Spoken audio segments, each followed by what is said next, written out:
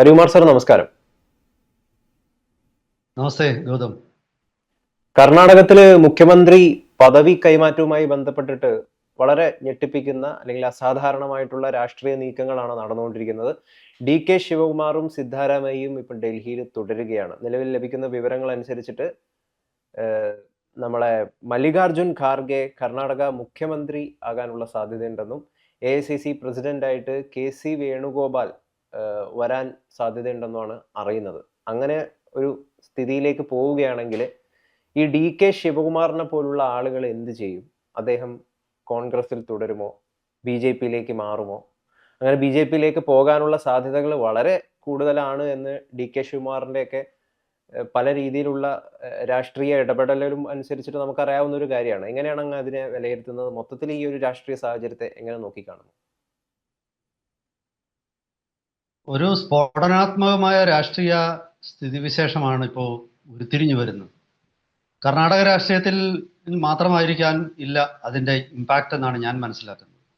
കോൺഗ്രസിൽ ഇപ്പോൾ സംഭവിക്കുന്ന രാഷ്ട്രീയ മാറ്റങ്ങൾ കർണാടകം മാത്രമല്ല തെക്കേ ഇന്ത്യയിലാകെ ആ രാഷ്ട്രീയ മാറ്റത്തിൻ്റെ അലകൾ ഉണ്ടാകുമെന്ന് ഞാൻ കരുതുന്നു. അതിൻ്റെ പ്രതിധ്വനി കേരളത്തിലും മുഴങ്ങാനാണ് സാധ്യത. ഇപ്പോൾ ഗൗതം ആദ്യം പറഞ്ഞതുപോലെ മല്ലികാർജുൻ ഖാർഗെ എ.ഐ.സി.സി പ്രസിഡന്റ് സ്ഥാനത്ത് നിന്നും മാറി കർണാടക മുഖ്യമന്ത്രി ആകുമ്പോൾ കെ.സി. വേണുഗോപാൽ എന്ന വ്യക്തി എ.ഐ.സി.സി പ്രസിഡന്റ് ആയാൽ അതൊരു ചരിത്ര സംഭവമാകും. സർ സി ശങ്കരൻ നായർക്ക് ശേഷം എ.ഐ.സി.സി പ്രസിഡന്റ് ആകുന്ന ആദ്യത്തെ മലയാളിയായി കെ.സി. വേണുഗോപാൽ മാറുമോ എന്നുള്ള ഒരു ചോദ്യം. കെ.സി. വേണുഗോപാൽ എന്ന നേതാവ് ആകാശത്തോളം ഉയർന്ന് കോൺഗ്രസിന്റെ അധ്യക്ഷ സ്ഥാനത്ത് എത്തുമ്പോൾ കേരളത്തിന്റെ രാഷ്ട്രീയത്തിൽ എങ്ങനെയായിരിക്കും അതിൻ്റെ ഒരു അലയൊലികൾ ഉണ്ടാകുക? കേരള രാഷ്ട്രീയത്തിലെ അത് ഉണ്ടാക്കുന്ന ചലനങ്ങൾ എന്തൊക്കെയായിരിക്കും? ഇപ്പോൾ ലീഗും സതീശനും ഒക്കെ കാണിച്ച ബുദ്ധി അതിൻ്റെ ഇരട്ടി ബുദ്ധിയായിട്ട് കെ.സി. വേണുഗോപാൽ തിരിച്ച് കാണിക്കാൻ പോകുമോ? വല്ലാത്ത ചോദ്യങ്ങളൊക്കെ ഉയരുന്ന ഒരു രാഷ്ട്രീയ സ്ഥിതിവിശേഷം രൂപപ്പെടുകയാണ്. ഇപ്പം ചിലയിടത്തൊക്കെ ചില ചുഴലിക്കാറ്റ് കൊള്ളുന്നു എന്നൊക്കെ നമ്മൾ പറയുമല്ലോ. അതുപോലെ ഒരു ചുഴലി കൊടുങ്കാവുകയാണ്.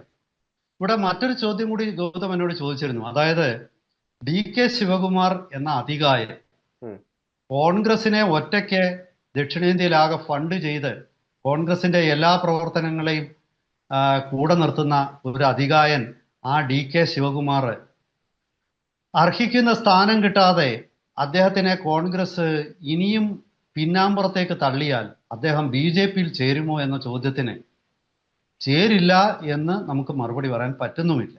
കാരണം ഡി.കെ. ശിവകുമാർ ഇപ്പോഴും കോൺഗ്രസിന്റെ നേതൃത്വത്തോട് അചഞ്ചലമായ കൂറ് പ്രഖ്യാപിച്ചിരിക്കുകയാണ്. കുറച്ച് മണിക്കൂറുകൾക്ക് മുമ്പ് തന്നെ അദ്ദേഹം കേന്ദ്ര സർക്കാരിനെ ഈ ഇപ്പോഴത്തെ വിലക്കയറ്റത്തിന്റെ പേരിൽ അദ്ദേഹം ശക്തമായ വിമർശനം നടത്തിയിട്ടുണ്ട്.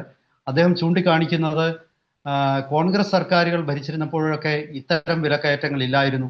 ഇത് ഒറ്റയടിക്ക് പെട്രോളിന്റെ വില ദിവസങ്ങളായിട്ട് പതുക്കെ കൂട്ടിക്കൊണ്ടിരിക്കുകയാണ്, പെട്രോളിന്റെയും ഡീസലിന്റെയും വില. ഇക്കാര്യത്തിലൊക്കെ ഡി.കെ. ശിവകുമാർ ശക്തമായ പ്രസ്താവനകളുമായിട്ട് രംഗത്തിറങ്ങിയിരിക്കുന്നു. അദ്ദേഹം എൻഫോഴ്സ്മെന്റ് ഡയറക്ടറേറ്റിന്റെ അന്വേഷണത്തിൽപ്പെട്ട മാസങ്ങൾ ജയിലിൽ കഴിഞ്ഞ വ്യക്തിയാണ്. അപ്പോ ഡി.കെ. ശിവകുമാറിന് ആ ഒരു പശ്ചാത്തലത്തിൽ അദ്ദേഹം തികഞ്ഞ ഒരു കോൺഗ്രസ്സുകാരനാണ്. പക്ഷെ അവിടെ ഒരു ചോദ്യമുണ്ട്. ഡി.കെ. ശിവകുമാറിന് അർഹതപ്പെട്ടതായിരുന്നു കർണാടകത്തിലെ മുഖ്യമന്ത്രി സ്ഥാനം എന്ന് വിശ്വസിക്കുന്ന കോൺഗ്രസ്സുകാർ നിരവധിയുണ്ട്. ഞാൻ അതിൻ്റെ മെറിറ്റിലേക്കൊന്നും കിടക്കുന്നില്ല, അത് കോൺഗ്രസിന്റെ നേതൃത്വം തീരുമാനിക്കട്ടെ. പക്ഷേ നമ്മളൊരു വസ്തുത പരിശോധിക്കുമ്പോൾ സിദ്ധരാമയ്യ ഒരു സോഷ്യലിസ്റ്റും ആണ്. അദ്ദേഹം കോൺഗ്രസിന്റെ പാരമ്പര്യത്തിൽ നിന്ന് വരുന്ന ആളല്ല. അദ്ദേഹം ജനതാദളുകാരനാണ്. 2006 അദ്ദേഹം ദേവഗൗഡയെ വിട്ട് ഇപ്പുറത്തോട്ട് വരുന്നത്. എനിക്ക് തോന്നുന്നത് ഈ കുമാരസ്വാമിയുടെ ജനതാദളിൽ കുമാരസ്വാമിയുടെ ഒരു ഉയർച്ച, അദ്ദേഹത്തിന്റെ ഒരു വളർച്ചയാണ് സിദ്ധരാമയ്യയെ പെട്ടെന്ന് ദേവഗൗഡയുമായിട്ട് തെറ്റിപ്പിരിയാനുള്ള അടിസ്ഥാന കാരണം. അങ്ങനെയാണ് സിദ്ധരാമയ്യ കോൺഗ്രസിലേക്ക് എത്തിച്ചേരുന്നത്. പക്ഷെ യഥാർത്ഥ കോൺഗ്രസ് പാരമ്പര്യം അദ്ദേഹത്തിന് ഇല്ല എന്ന് കരുതുന്ന ഒരു വിഭാഗം കോൺഗ്രസ്സുകാരുണ്ട്. ഇനി മറ്റൊരു വിഷയം, ദക്ഷിണേന്ത്യയിൽ ആകെ തന്നെ കോൺഗ്രസിന് പലപ്പോഴും കോൺഗ്രസിന്റെ ഫണ്ട് റൈസറാണ് ഡി.കെ. ശിവകുമാർ. അപ്പോൾ പല അർത്ഥത്തിലും അദ്ദേഹത്തിന് കോൺഗ്രസിന്റെ ദൈനംദിന പ്രവർത്തനങ്ങളിൽ പോലും അദ്ദേഹത്തിന് സ്വാധീനമുണ്ട് പല സംസ്ഥാനങ്ങളും.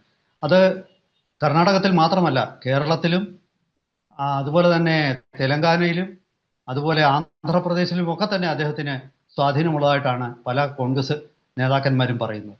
ഇവിടെ കഴിഞ്ഞ കാലങ്ങളിലൊക്കെ തന്നെ നമ്മുടെ കേരളത്തിൽ അദ്ദേഹത്തിന് വളരെ കോൺഗ്രസുമായിട്ട് വളരെ അടുപ്പമുണ്ട്. എനിക്ക് തോന്നുന്നു ശ്രീ രമേശ് ചെന്നിത്തലയെ പോലുള്ള ആൾക്കാരും ഒക്കെ ആയിട്ട് ഒരു കാലഘട്ടത്തിൽ വളരെ യോജിച്ച് പ്രവർത്തിച്ചിരുന്ന ആളാണ്. ആ ഒരു ഒരു ഒരു തരത്തിലുള്ള ഒരു വ്യക്തിത്വമാണ് അദ്ദേഹത്തിന്റെ. അദ്ദേഹം കർണാടകത്തിൽ മാത്രം ഒതുക്കി നിൽക്കുന്ന ഒരു വ്യക്തിത്വമല്ല.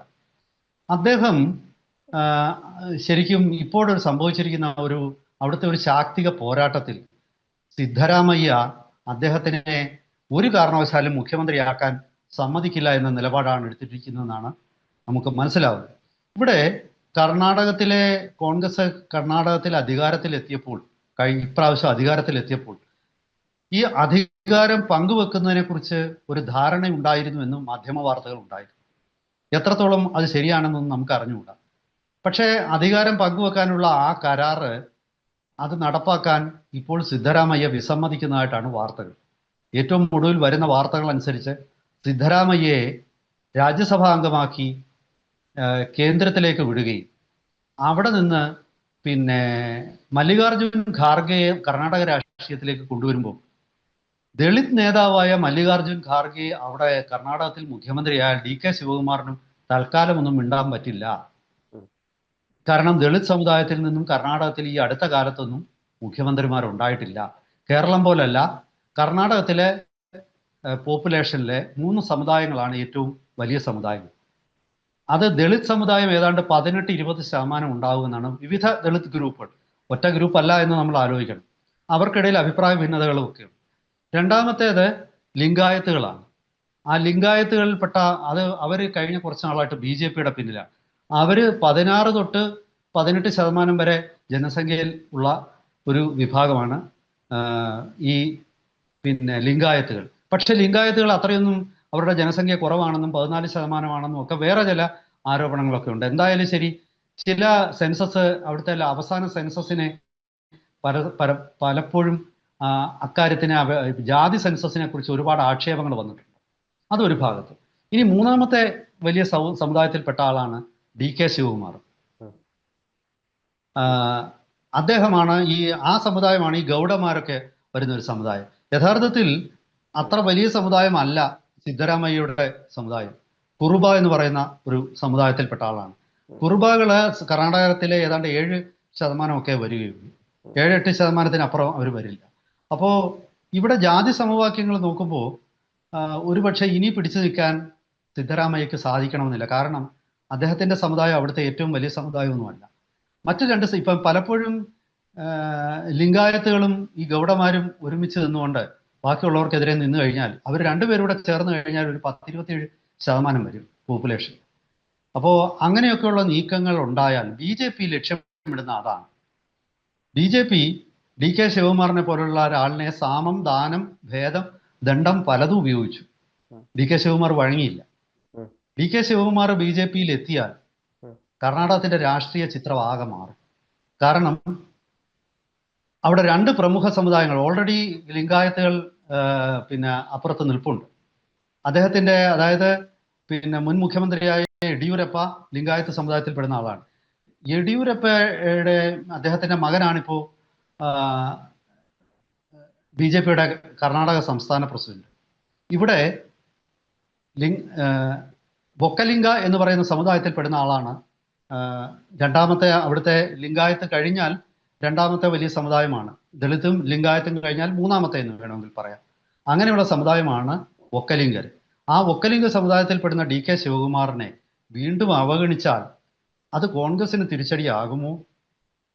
ഞാൻ അതിനെക്കുറിച്ച് കൃത്യമായ ഒരു മറുപടിയിലേക്ക് കൺക്ലൂഷനിലേക്ക് ഞാൻ എത്തുന്നില്ല. പക്ഷേ BJPയെ സംബന്ധിച്ച് BJP ഇതൊരു സുവർണ അവസരമായി കാണും എന്നാണ് ഞാൻ മനസ്സിലാക്കുന്നത്. ഈ കഴിഞ്ഞ കുറച്ചു നാളിന് മുമ്പ് നമ്മുടെ